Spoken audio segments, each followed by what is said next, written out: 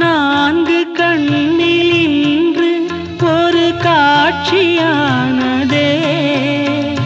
வானம் காற்று பூமி இவை சாட்சியானதே. நான் உன்னை பார்த்தது பூர்வ ஜன்ம பந்தம்.